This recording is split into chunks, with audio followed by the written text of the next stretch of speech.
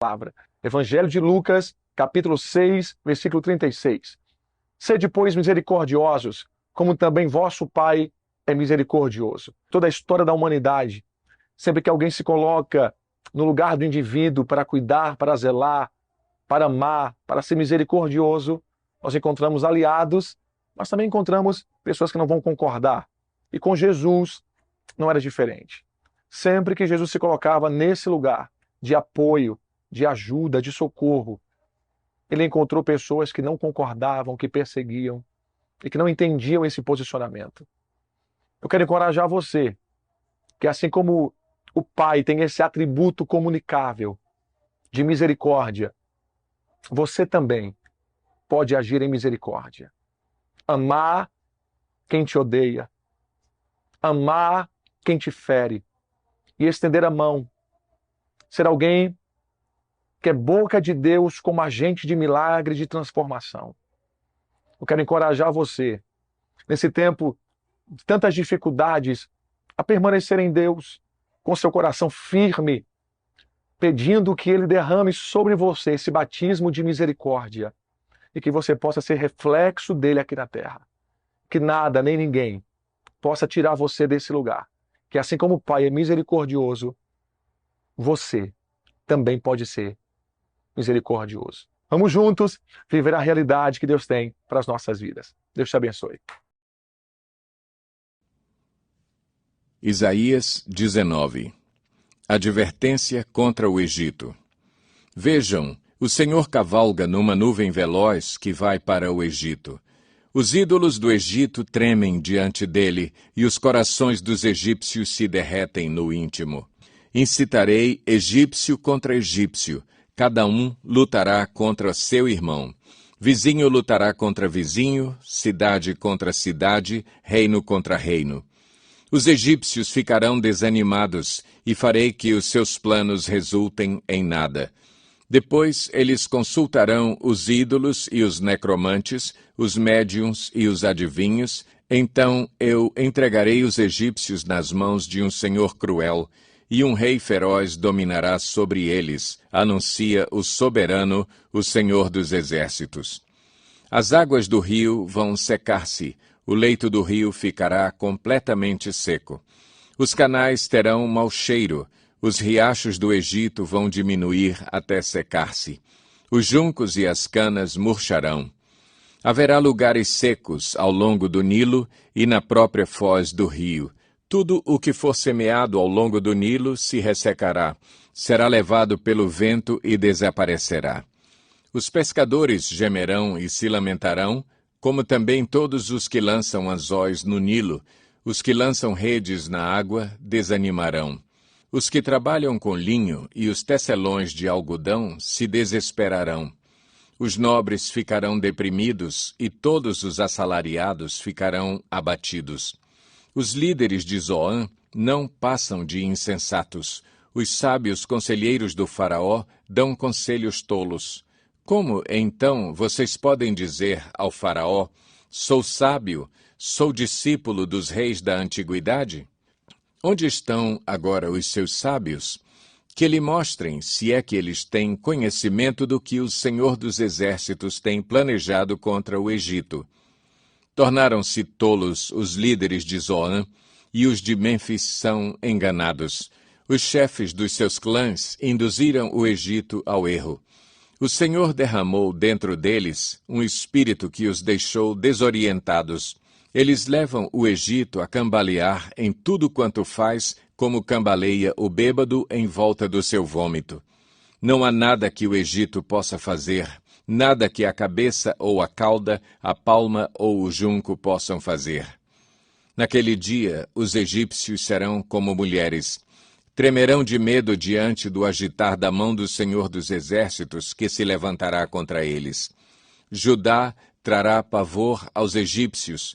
Todo aquele que mencionar o nome de Judá ficará apavorado por causa do plano do Senhor dos Exércitos contra eles. Naquele dia, 5 cidades do Egito falarão a língua de Canaã e jurarão lealdade ao Senhor dos Exércitos. Uma delas será chamada Cidade do Sol. Naquele dia haverá um altar dedicado ao Senhor no centro do Egito e em sua fronteira um monumento ao Senhor. Serão um sinal e um testemunho para o Senhor dos Exércitos na terra do Egito. Quando eles clamarem ao Senhor por causa dos seus opressores, ele lhes enviará um Salvador e defensor que os libertará. Assim, o Senhor se dará a conhecer aos egípcios, e naquele dia eles saberão quem é o Senhor. A ele prestarão culto com sacrifícios e ofertas de cereal. Farão votos ao Senhor e os cumprirão. O Senhor ferirá os egípcios, ele os ferirá e os curará. Eles se voltarão para o Senhor, e ele responderá às suas súplicas e os curará. Naquele dia haverá uma estrada do Egito para a Assíria. Os assírios irão para o Egito, e os egípcios para a Assíria, e os egípcios e os assírios cultuarão juntos. Naquele dia, Israel será um mediador entre o Egito e a Assíria, uma bênção na terra. O Senhor dos Exércitos os abençoará, dizendo: Benditos sejam o Egito, meu povo, a Assíria, obra de minhas mãos, e Israel, minha herança. Isaías 20.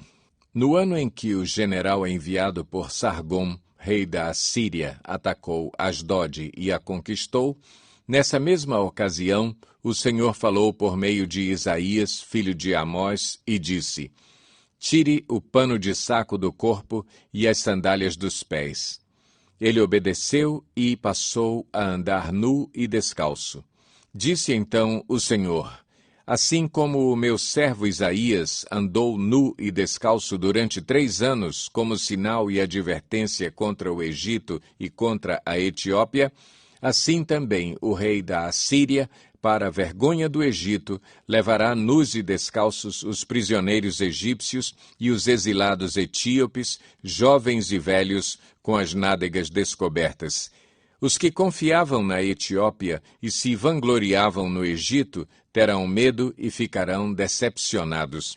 Naquele dia, o povo que vive deste lado do mar dirá: Vejam o que aconteceu com aqueles em quem confiávamos, a quem recorremos para nos ajudar e nos livrar do rei da Assíria. E agora, como escaparemos? Lucas 14. Certo sábado, entrando Jesus para comer na casa de um fariseu importante, observavam-no atentamente. À frente dele estava um homem doente, com o corpo inchado. Jesus perguntou aos fariseus e aos peritos na lei: É permitido ou não curar no sábado? Mas eles ficaram em silêncio. Assim, tomando o homem pela mão, Jesus o curou e o mandou embora.